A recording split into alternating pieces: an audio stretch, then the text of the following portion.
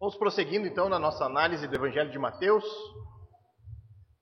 Nós estamos no início ainda do capítulo 8, porém, nós vamos ver uma parte final aqui, o último relato da primeira sessão de narrativas sobre milagres realizados por Jesus. O autor aqui, Mateus, ele organizou essa sessão do seu Evangelho de uma maneira bastante lógica, uma clara intenção da parte dele ao organizar todo o seu evangelho.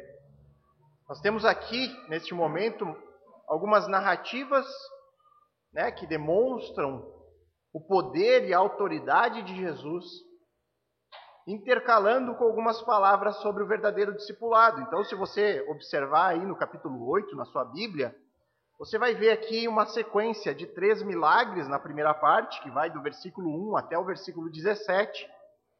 Aí nos versículos 18 a 22, nós temos aqui a parte de ensino, onde algumas palavras sobre o verdadeiro discipulado.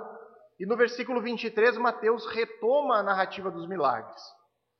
Então nós já vimos os 2 primeiros milagres realizados aqui no capítulo 8. Jesus curando um homem que sofria de lepra, e Jesus curando o servo de um centurião. Hoje nós veremos a cura da sogra de Pedro e a conclusão final dessa primeira parte do capítulo 8, desses versículos aqui que tratam do milagre, antes de nós passarmos para o texto do discipulado. Então o alvo da exposição hoje aqui é Mateus 8, nos versículos 14 a 17. Então acompanhe comigo a leitura desse texto. Tendo Jesus chegado à casa de Pedro, viu a sogra deste acamada e ardendo em febre. Mas Jesus tomou-a pela mão e a febre a deixou. Ela se levantou e passou a servi-lo. Chegada a tarde, trouxeram-lhe muitos endemoniados, e ele, meramente com a palavra, expeliu os espíritos e curou todos os que estavam doentes, para que se cumprisse o que fora dito por intermédio do profeta Isaías. Ele mesmo tomou as nossas enfermidades e carregou com as nossas doenças. Vamos orar antes de prosseguir na exposição?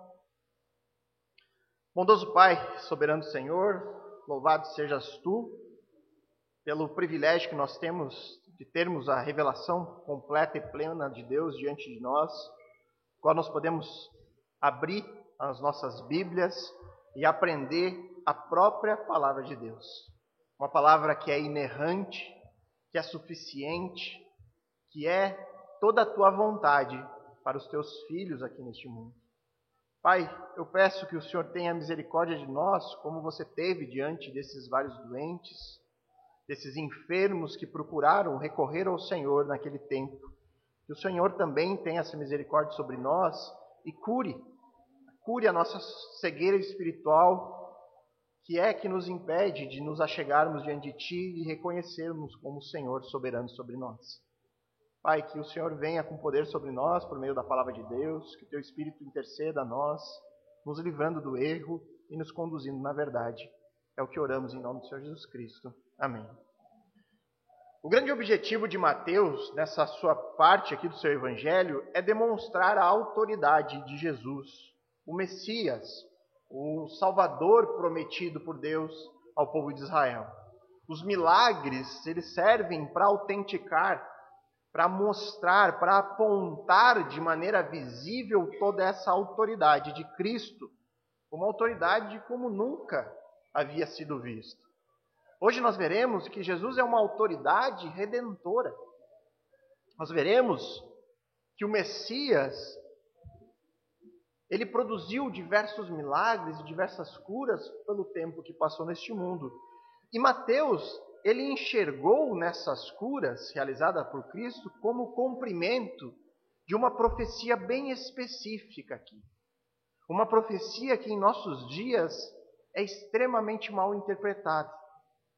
A primeira parte dessa exposição, nós veremos os versos 14 e 15, que trata da cura da sogra do apóstolo Pedro. Nós veremos aqui a autoridade redentora de Jesus, que nos redime para servir. Então vamos ler novamente apenas esses 2 versículos, 14 e 15. Tendo Jesus chegado à casa de Pedro, viu a sogra deste acamada e ardendo em febre. Mas Jesus tomou-a pela mão e a febre a deixou. Ela se levantou e passou a servi-lo. Marcos e Lucas, no relato paralelo dos seus evangelhos, eles nos informam que Jesus foi à casa de Pedro depois que eles saíram de uma sinagoga. Jesus foi lá acompanhado, não apenas sozinho, mas acompanhado de Tiago e de João.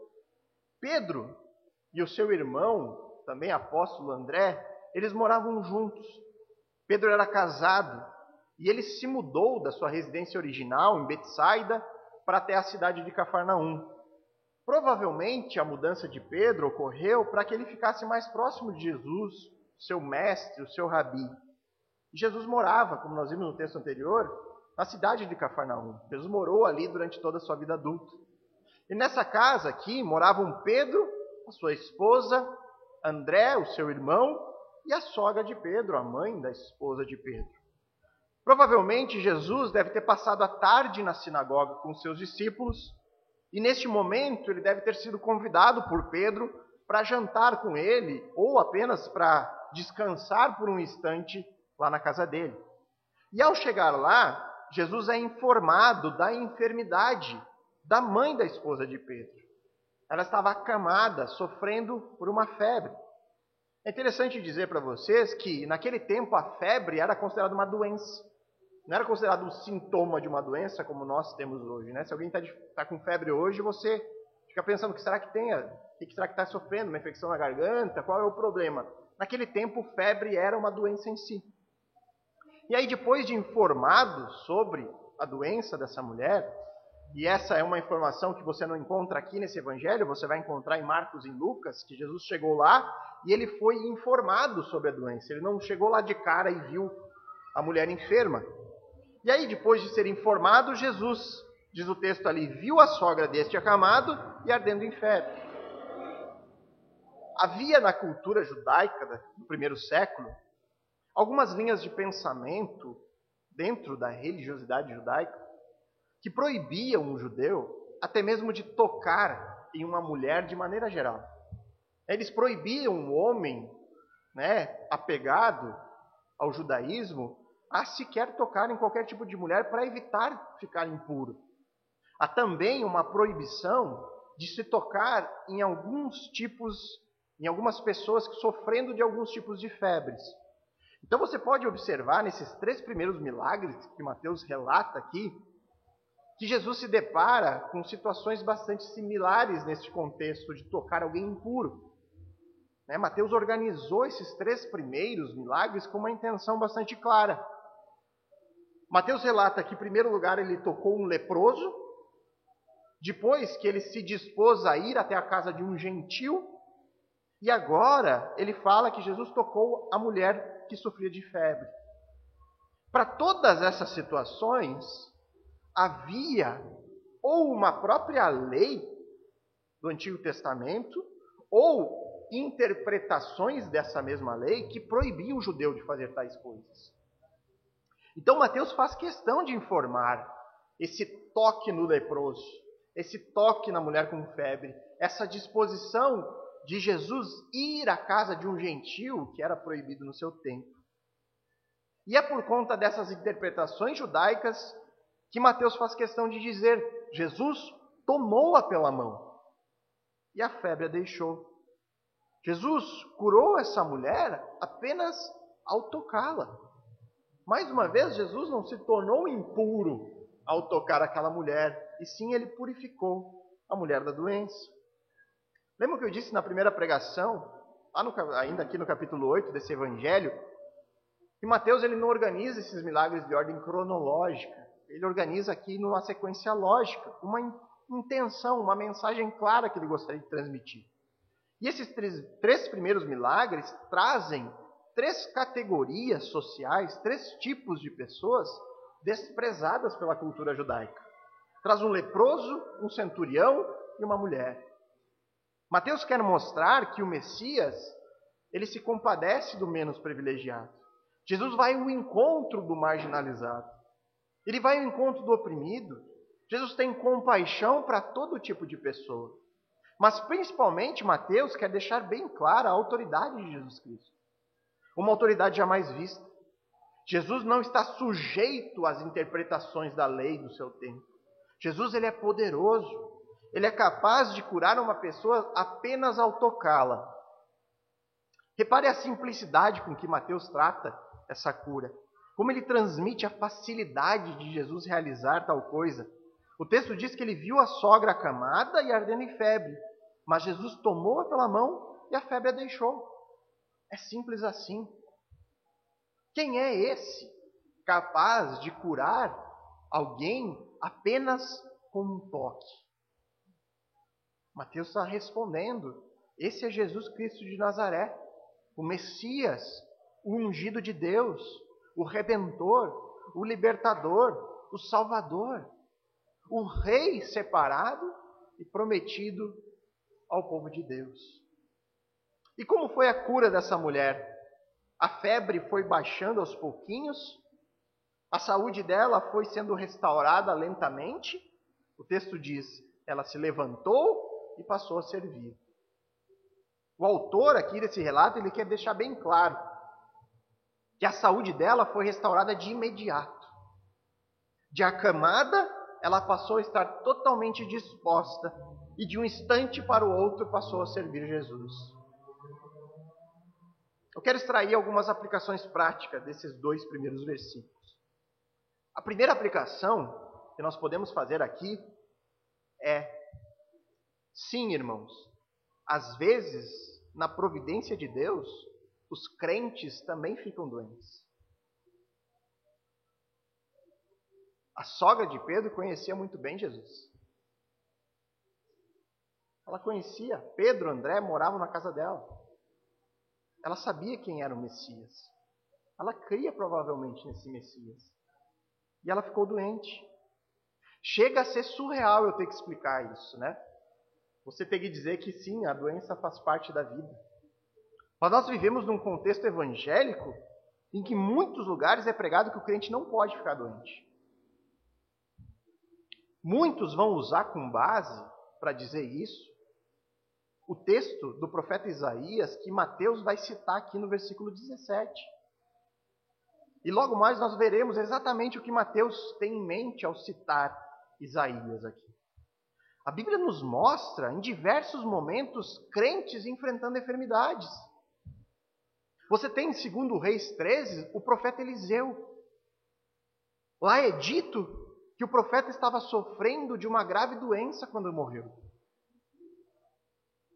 Você tem o apóstolo Paulo dizendo em Gálatas 4 que a sua saúde era precária. Você tem o jovem Timóteo sofrendo de um problema no estômago, que ele relatou a Paulo, e Paulo dá conselhos para ele tratar esse problema.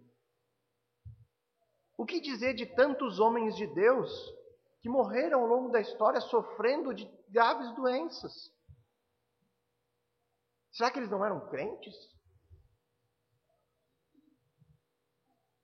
Se pensarmos pela lógica do movimento moderno, evangélico, que crente não fica doente, então crente não deveria nem morrer. Se crente não pode ficar doente, como é que ele morre? O que a Bíblia de fato ensina, e isso é ensinamento bíblico, é que Deus trabalha em nosso caráter por meio do sofrimento. Às vezes, o Senhor permite alguma situação indesejada para que a gente se volte a Ele. Muitas vezes, quando tudo vai bem na nossa vida, nós não buscamos tanto ao Pai quanto nós deveríamos. E aí, nesses momentos, Deus usa, como nosso Pai Celeste, a varinha da disciplina para nos trazer de volta a Ele, para nos ensinar, para tratar o nosso caráter. O ponto desses teólogos da prosperidade é que eles pregam para contentar uma geração que só pensa nessa vida agora. O foco desse povo é viver bem hoje, desfrutar do melhor que essa terra tem a nos dar. Porém, irmãos, a fé cristã verdadeira prega que a verdadeira vida está por vir. Deus sabe o futuro glorioso que espera cada um dos seus filhos. E se um pouco de dor e de sofrimento hoje for proveitoso para trabalhar o caráter eterno dos seus filhos, Deus não poupará os seus filhos disso. Se um pouco de dor e sofrimento fizer o filho se voltar ainda mais ao Pai, se achegar ainda mais a Ele, se isso tratar o caráter dele rumo à eternidade, Deus fará isso. Muitas vezes nós, como pai, pensamos assim. Muitas vezes nós deixamos os nossos filhos passarem por frustrações, por dor, por dificuldade, para que eles cresçam por meio disso. Será que um pai deixa de ser amoroso? Deixa de querer o melhor para o seu filho quando ele disciplina o seu filho? Não. É claro que não. Ele quer que o filho cresça por meio daquela circunstância. E muitas vezes é por meio da frustração. É por meio de bater a cabeça na parede. Não importa o que aconteça aqui, no hoje, nessa vida terrena. O Senhor sabe disso. A verdadeira vida está por vir. Nós devemos confiar nisso. Nós devemos confiar na palavra do Senhor, que nos diz, como em João 14, versos 1 a 3, nós cantamos agora há pouco, não deixem que o seu coração fique aflito, o Senhor diz. Creiam em Deus. Ou seja, não fique angustiado. Confie no Senhor. E aí Jesus diz, creia em Deus e creia em mim, nas minhas palavras. Na casa do meu Pai há muitas moradas. Se não fosse assim, eu teria dito a vocês. Eu vou preparar um lugar para vocês. E quando tudo estiver pronto, eu virei buscá-los. Para que estejam comigo sempre onde eu estiver. Isso deve nos sustentar nos momentos de dor. Que refrigério são essas palavras vindas da boca do nosso Senhor? Que fonte de água no deserto para aquele que está aflito. Nós devemos pegar textos como esse e inculcar no nosso coração. Devemos memorizá-los. Devemos jamais esquecê-los. Lembrar que a vontade de Deus para os seus filhos é sempre boa, perfeita e agradável, como diz Romanos 12:2. Isso é certo, irmãos. É certo porque nós temos aqui diante de nós a inerrante palavra de Deus. Ela nos diz isso. Quando estivermos enfrentando alguma situação indesejada, lembremos disso. Quando o sofrimento chegar, lembre-se. Deus está trabalhando no nosso caráter em meio às circunstâncias. A segunda aplicação que eu gostaria de fazer aqui é sobre a disposição imediata da sogra de Pedro ao ser curado. Ela foi curada e saiu servir ao Senhor. E esse aqui é o princípio aplicável a qualquer cristão. O desejo e a disposição de servir a Cristo nasce depois da cura. Essa é a ordem do processo de transformação na vida de cada crente verdadeiro. Nós somos chamados por Cristo para o serviço, liberto da escravidão do pecado, e nisso nós somos curados, e aí nós nos tornamos servos de Deus. Como diz Romanos 6:22, agora, porém, estão livres do poder do pecado e se tornaram escravos de Deus. Fazem aquilo que conduz à santidade e resulta vida eterna. Deus nos cura, ou seja, todos nós, de certa forma, somos como a sogra de Pedro, estamos doentes espiritualmente, até que Cristo nos toca, nos redime, nos restaura, nos livra da nossa enfermidade espiritual, da nossa cegueira, antes incapazes de chegar à verdade. E aí Ele nos transporta para o serviço a Deus. Cristo é uma autoridade redentora. Cristo nos redime para servir. Mas para que isso aconteça, é necessária uma redenção completa. Uma redenção de corpo e de alma. E é isso que nós veremos nos versos 16 e 17. Cristo é uma autoridade redentora. Ele é uma autoridade que redime o corpo. Verso 16. Chegada a tarde, trouxeram-lhe muitos endemoniados. E ele meramente com a palavra expeliu os demônios e curou todos os que estavam doentes. Segundo o relato de Marcos e de Lucas, esse momento ocorre imediatamente depois da cura da sogra de Pedro. Era sábado ainda, e as pessoas esperaram até o final da tarde para ir até Jesus com os seus doentes. Trouxeram até Cristo pessoas possessas por demônios, e aí com frequência, irmãos, você encontra na literatura da época que os demônios eles estavam associados como causa de muitas doenças, e trouxeram também doentes de todo tipo. Mais uma vez, o que chama atenção aqui no texto é a facilidade com que Jesus opera essas curas. Mateus diz que ele meramente com a palavra expeliu os espíritos e curou todos os que estavam doentes. Apenas ao falar, Jesus curava todos os possessos quanto os doentes. Ao simples falar, Jesus redimia fisicamente todas essas pessoas. Não havia cura difícil. Não havia cura pela metade. Não havia horas de batalha espiritual. Jesus falava e redimia. Mateus, ele quer dar ênfase aqui para a autoridade de Jesus. Jesus meramente falava. A autoridade de Jesus permitia isso. Por meio da palavra, Jesus demonstrava toda a sua autoridade sobre o mundo espiritual e sobre o mundo físico. Eu não sei quanto a vocês, irmãos, mas são textos como esse que sempre me levavam a questionar os movimentos carismáticos modernos de cura e libertação.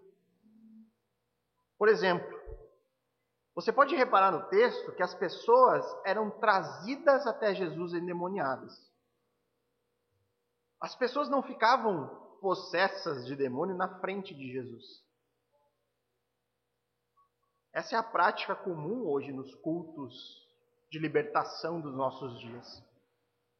O que ocorre na maioria das igrejas que possuem os chamados cultos de libertação, eles carregam esse nome, é que as pessoas ficam possessas no próprio culto. E muitas vezes a mesma pessoa do culto da semana anterior são as mesmas a ficarem possuídas na semana seguinte, na frente de um pastor ou na frente de um obreiro ali da igreja. Outro questionamento que a gente pode fazer aqui é: quem são esses demônios que tomam posse do corpo das pessoas? Que tipo de espírito é esse que se apodera das pessoas? E aí você vai para a palavra de Deus, vai fazer um estudo sobre esses espíritos. E aí você descobre na palavra que eles são anjos, criados por Deus, que se rebelaram contra o Senhor e foram expulsos da sua presença. Aí você vai estudar sobre a doutrina dos anjos na palavra e percebe que os anjos criados por Deus, tanto os bons ou maus, tanto aqueles que obedecem quanto os caídos, são seres extremamente poderosos, seres extremamente inteligentes, que estão aqui desde a criação da terra.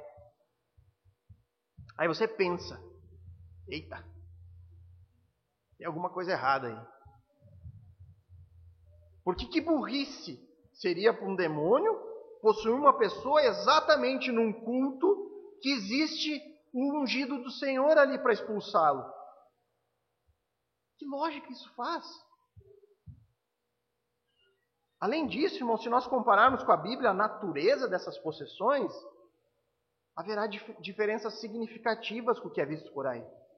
O relato bíblico mostra pessoas completamente controladas por esses seres espirituais. Em alguns casos, esses demônios provocavam demência, agiam com extrema violência, força sobrenatural, deixavam a pessoa muda ou falavam por intermédio dessas pessoas. Elas eram trazidas até Jesus nesse estado de controle absoluto e Jesus curava todas elas. Mas um detalhe importante aqui. Até mesmo as possessões demoníacas parecem ter sido permitidas por Deus com um propósito específico. Você vê esses casos ocorrendo com abundância nesse período específico da vida de Cristo. Aparentemente, eles serviam como um sinal da autoridade de Jesus sobre o mundo espiritual. Eu digo isso porque se você olhar para as Escrituras, você vai ver que as possessões acontecem com abundância nos evangelhos, mas ao longo de Atos e até mesmo das epístolas, esses casos vão diminuindo consideravelmente. Essa é uma informação inegável diante do relato bíblico. Portanto, irmãos, muito cuidado com igrejas que dão voz para demônio, que gastam tempo do seu culto dando atenção para esse tipo de prática. Nós precisamos dar voz e atenção para o nosso Senhor. Cristo é quem tem autoridade para libertar. Jesus é uma autoridade que redime. E nós vemos isso na prática nesse versículo. Jesus redimindo o corpo físico de várias pessoas que sofriam de diversas doenças. Então, se você crê em Cristo como Senhor e Salvador, se você deposita a sua confiança no Jesus Cristo de Nazaré, no Jesus Cristo das Escrituras, saiba que Ele já iniciou a redenção do seu corpo. Em Romanos 6,13, Paulo diz que não deixem que nenhuma parte do seu corpo se torne instrumento do mal para servir ao pecado, mas em vez disso entreguem-se inteiramente a Deus, pois vocês estavam mortos e agora têm vida. Portanto, ofereçam seu corpo como instrumento para fazer o que é certo para a glória de Deus. A obra redentora de Cristo começa desde já, ao inverter o uso do nosso corpo. Antes, nós usávamos o nosso corpo para fazer só o que é mal. O nosso corpo físico era mero instrumento do pecado. Mas agora, Deus refaz esse padrão. Ele nos possibilita usar o nosso corpo físico para a glória de Deus. Ele nos redime para servi-lo, servos da justiça. Nós precisamos do nosso corpo para tomar nossa Bíblia pela mão e ler toda a palavra de Deus. Com o nosso corpo, nós cantamos cânticos para a glória de Deus. Com o nosso corpo, nós abençoamos as pessoas e assim por diante.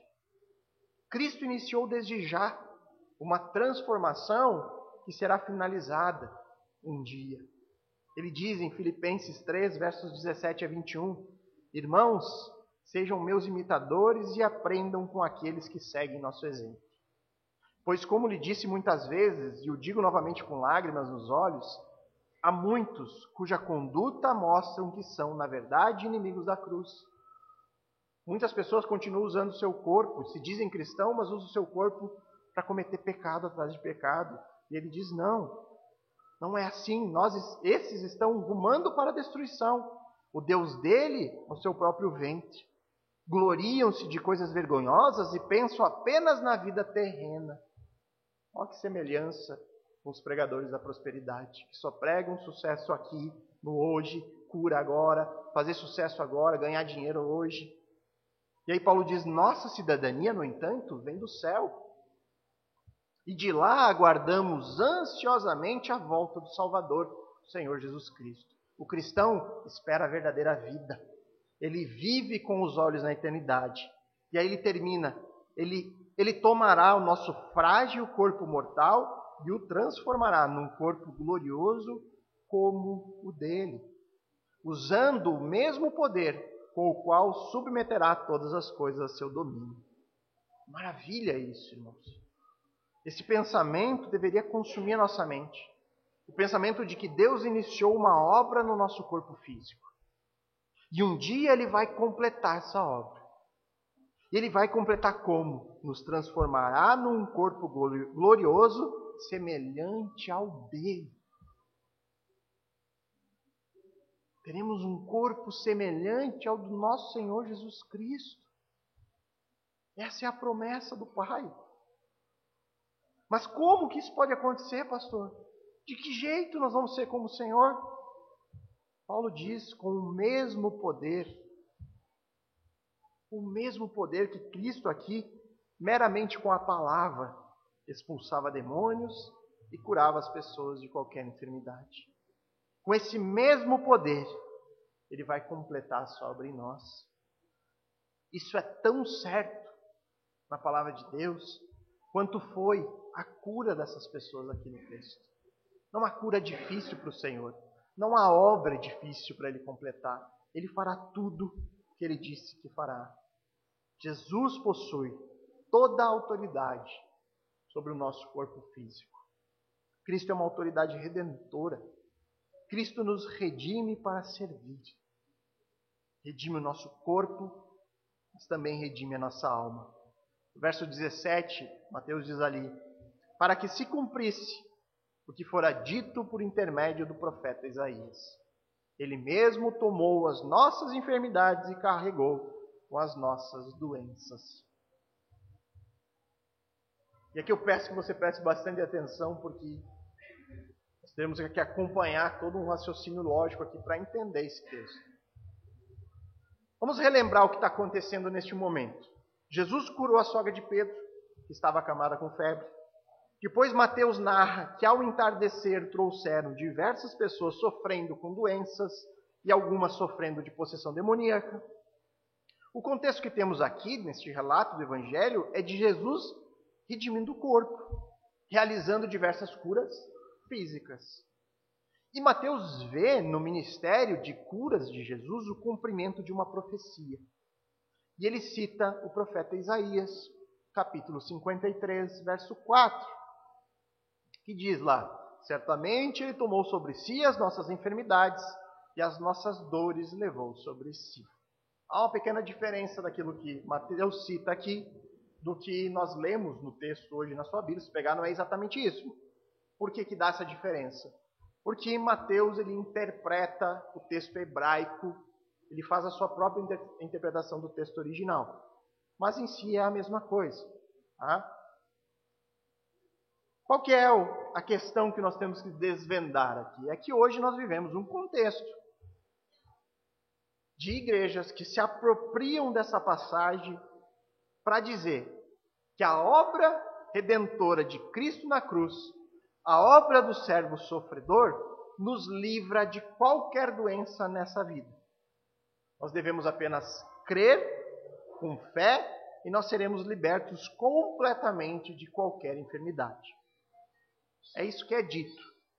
O problema desse tipo de interpretação, o problema de criar uma doutrina com base em um único texto, é que você vai ter que fechar os olhos para diversos outros textos que mostram crentes em sofrimento, como o profeta Eliseu, que eu falei antes, o próprio Paulo, Timóteo. Você vai ter que, inclusive, fechar os seus olhos para a angústia de Jesus no Getsêmani. Por outro lado, também não podemos fechar os olhos para o contexto inegável de que Mateus usa a profecia depois de uma clara exposição de milagres físicos realizados por Jesus. Portanto, nós precisamos ter uma análise equilibrada do texto, de todo o contexto, para que a gente não caia em contradições. Porque aí nós vamos estar dizendo que a palavra de Deus ela não é inerrante, ela tem erro, tem contradições. Porque se eu negar que isso aqui não tem nada a ver com cura física, eu vou estar negando o próprio texto, que é bastante claro. Só que se eu afirmar que isso significa que todo crente será curado de suas doenças por Cristo, eu vou estar negando outros tantos textos que mostram crentes enfrentando enfermidades. Aí a gente tem que resolver essa tensão. É como entender isso aqui então? Então vamos primeiro entender o texto de Isaías 53. Isaías, ele profetiza num período da história de Israel imediato ao exílio babilônico. O exílio babilônico é a maior tragédia que ocorreu para o povo de Israel. Foi um período de disciplina da parte de Deus que levou o povo a 70 anos de cativeiro. Eles perderam as suas terras, eles foram levados como escravos para a Babilônia, houve uma destruição da nação de Israel. E nesse contexto, o profeta Isaías, ele alcançou o ápice da revelação profética, né? O que ele revelou certamente ia além do seu próprio entendimento. Se você lê o texto de Isaías 53, nós cantamos a música aqui, então você já deve saber mais ou menos do que se trata. É como se o profeta estivesse vendo com os próprios olhos os eventos lá do Calvário. Ele relata com tal precisão a crucificação de Jesus, né, os eventos da morte, do sofrimento de Cristo, que parece que ele viu com seus próprios olhos aquilo acontecendo.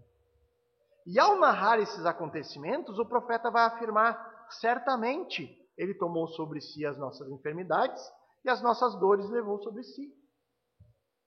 Esse versículo específico de Isaías 53:4 faz parte do último dos chamados cânticos do servo.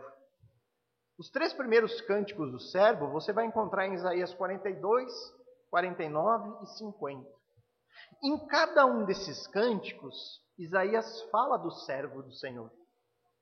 E ele identifica o servo como sendo Israel, a nação de Israel. Só que conforme a profecia avança, o servo ele vai aparecendo restaurando a própria nação de Israel.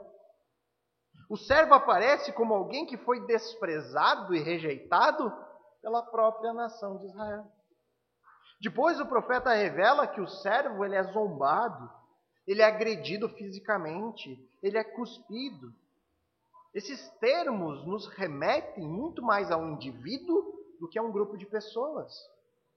Isaías descreve até mesmo a aparência do servo. É uma aparência desfigurada, ele diz homem de dores.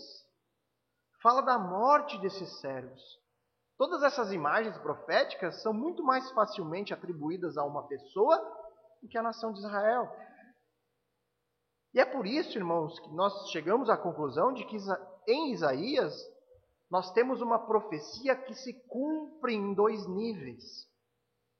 Existe um cumprimento imediato da profecia em Israel, no sofrimento do exílio e na restauração pós-exílio, mas nós temos outro cumprimento muito mais grandioso, muito mais completo no Messias prometido por Deus, que Mateus vai identificar como sendo Jesus.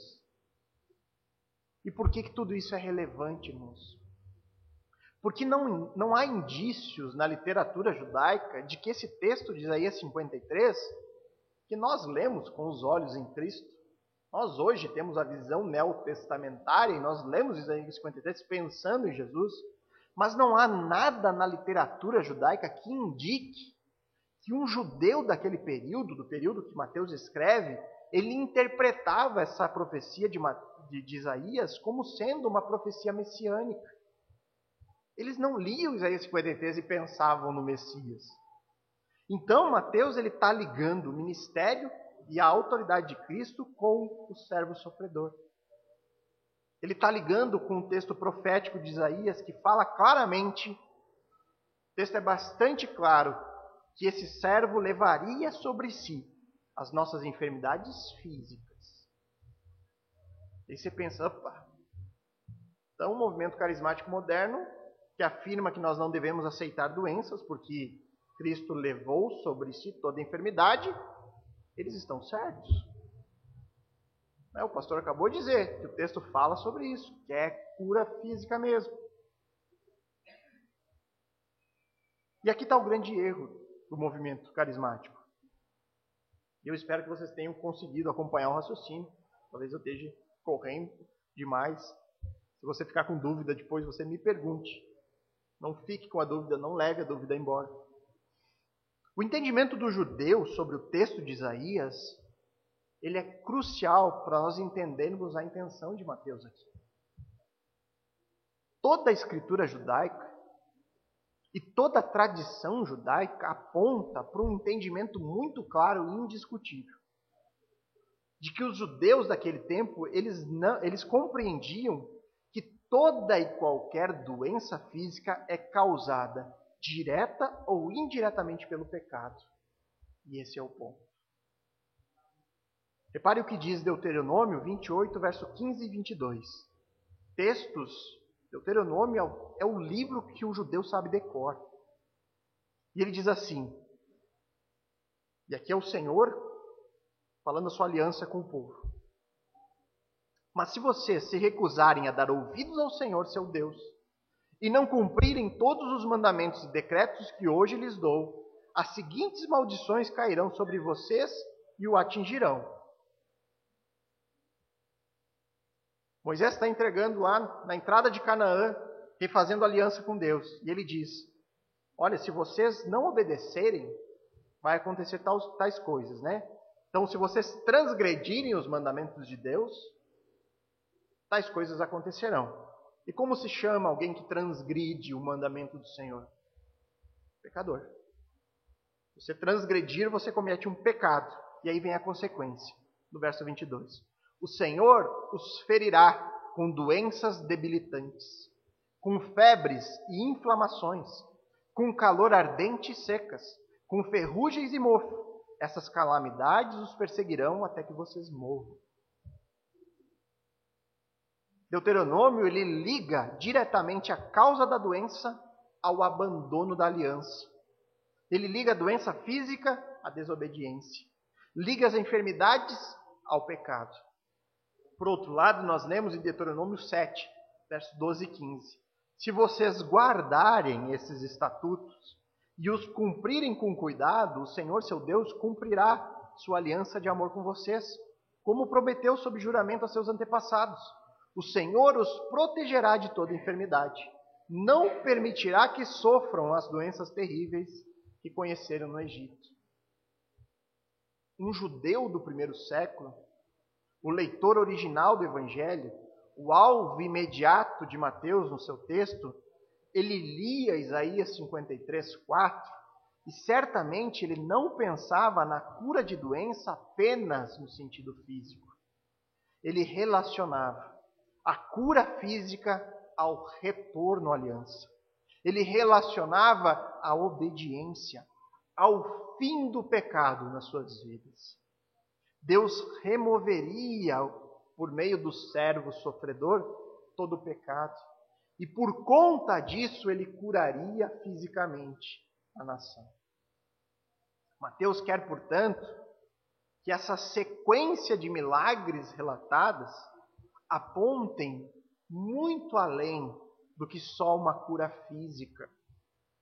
Mateus quer que esses relatos levem os seus leitores até a cruz, até a consumação do servo sofredor de Isaías 53. O fato dele ter escolhido a cura de um leproso, a cura do servo de um centurião e a cura de uma mulher com febre mostra que o desejo dele não é demonstrar apenas o poder e a autoridade de Cristo sobre as doenças físicas, porque essas pessoas não foram apenas curadas, elas foram purificadas. O leproso retomou sua vida religiosa. O centurião, um gentil, um romano, ele teve a sua fé autenticada. A sogra de Pedro, ela foi redimida para servir a Cristo. Da mesma forma que Israel aguardava uma restauração muito além da restauração física. Israel esperava um reino messiânico onde não haveriam doenças, porque Deus purificaria de todo o pecado. Assim, irmãos, Mateus, ele aponta aqui o início deste reino. O início deste reino em Jesus, para que por meio dele as curas físicas realizadas apontem para o servo sofredor de Isaías 53. Que apontem para ele como sendo aquele que levaria sobre si todo o pecado. O reino consumado, aguardado por Israel. Um reino no qual não há doenças. Esse reino é inaugurado por Cristo no seu ministério terreno. é inaugurado por Cristo na nova aliança, o seu sangue que foi derramado na cruz do Calvário. O que temos, portanto, nesse texto é muito mais do que algumas pessoas que tiveram seus corpos redimidos. Nós temos aqui, irmãos, um vislumbre do reino. Jesus está dando aqui uma amostra do seu reino terreno, do seu reino eterno, onde Cristo redimirá os seus filhos por completo, redimirá corpo e redimirá a alma. Nos livrará eternamente do pecado e das consequências do pecado no nosso corpo. E aqui outra vez, irmãos, nós vemos que o foco do texto não está no aqui e no agora. Está na eternidade, na nossa verdadeira vida, que será vivida neste reino que foi inaugurado pelo Messias, Jesus Cristo de Nazaré. E esse é um bom exemplo, irmãos, de como nós devemos ser cuidadosos e reverentes com o texto bíblico. Sob o risco de nós sairmos desenvolvendo doutrinas que não estão de acordo com a intenção do próprio Deus ao se revelar por meio da palavra. Muitas pessoas leem o texto uma única vez e saem interpretando que crente não pode ficar doente. Alguns chegam a proibir as pessoas de se medicar quando enfrentam algumas enfermidades, alguns problemas de saúde. Eu lembro, irmãos, de muitos anos atrás, quando eu frequentava e conhecia as pessoas que pensavam assim, elas chegavam a me dizer que eu não podia tomar antialérgico para tratar da rinite, porque se eu fizesse isso seria uma confirmação de falta de fé, que eu deveria determinar que o Senhor me salvaria disso. E aí, quando essas mesmas pessoas ficavam doentes e tinham que recorrer a médicos e hospitais, a justificativa é que elas estavam na frente de batalha espiritual. E porque estavam na frente do campo de batalha espiritual, elas eram mais atacadas. E por isso elas ficavam doentes. Aí fica fácil, né, irmãos? Fica bem fácil. É muito mais fácil dizer coisas assim do que fazer todo um estudo do texto para conseguir chegar numa interpretação equilibrada que não anule e não entre em contradição com todo o resto das Escrituras. Sim, irmãos, Deus pode nos curar por meio de um milagre. Deus pode nos restaurar de uma doença grave por meio das nossas orações. Mas nós não devemos imaginar que nós desfrutaremos de todos os benefícios do reino ainda neste mundo. Existem coisas que só vão acontecer na consumação, na redenção completa, na glorificação dos nossos corpos. Enquanto isso, nós devemos continuar estudando a revelação de Deus, com muito cuidado, com muita humildade, com muita reverência, pedindo sempre em oração que Ele nos guie na verdade, que o Espírito Santo nos ilumine o entendimento para nos livrar do erro. Erro que tem entrado aos montes em várias igrejas que dizem levar o nome de Cristo. Igrejas que colocam sobre as pessoas um jugo do qual elas não deveriam carregar. Imagina você sofrer de uma doença e alguém chegar para você e dizer que você não tem fé, que você deveria ser curado, que você não deve aceitar a doença. As nossas aflições físicas, elas nunca devem ser separadas daquilo que é o motivo pela qual elas existem na nossa realidade terrena. Nunca devemos separar as nossas enfermidades da razão delas existirem em nossa vida. Nunca devemos separar as doenças do pecado. Se Cristo é uma autoridade redentora, se Cristo tem poder para nos redimir fisicamente, isso significa que Cristo tem autoridade para nos redimir de todo o pecado. Se o seu reino será um reino sem doenças, sem dor, sem morte, Isso significa que o seu reino será um reino sem pecados. Esse texto de hoje nos aponta para a obra de Cristo que já começou em todo aquele que crê de coração. Se cremos em Jesus como nosso único e suficiente Salvador, se depositamos a nossa confiança única e exclusivamente nele, isso é um sinal de que ele já iniciou uma obra particular de redenção do seu corpo. Se hoje olhamos para a palavra de Deus e cremos nela como verdade, isso é sinal que nós fomos chamados por Cristo para servi-lo. E nós devemos fazer tudo para sua honra e glória, desde as tarefas mais simples, como um mero beber e comer. Devemos ser gratos por tudo que Deus já fez por nós. Por Deus ter nos tirado da cegueira espiritual, nos tirado do caminho de condenação, ter redimido nosso corpo, que antes servia apenas ao pecado, mas que agora serve a Ele. Podemos hoje adorar Deus por completo. Nós devemos ser gratos porque entendemos que tudo o que temos é provisão do alto. Grato porque Deus ouve as nossas orações por meio de Cristo. Podemos orar e pedir ao nosso Pai, um Pai que deseja escutar da nossa própria boca as nossas necessidades. Mas esse texto aponta para muito mais longe do que apenas bênçãos que podemos desfrutar hoje. Ele aponta por um Jesus que cura. Sim, que tem poder e autoridade para nos curar de qualquer doença. Porém, ele aponta para um Deus que ainda vai fazer muito mais. Aponta para o completar da redenção. Aponta para o seu reino consumado, onde não haverá mais doenças. E isso vai acontecer porque o pecado não mais estará lá. Você quer fazer parte deste reino? Creia em Cristo. Unicamente nele. Deposite a sua confiança apenas nele. Ore para que Deus abra o seu entendimento sobre a realidade do pecado em sua vida.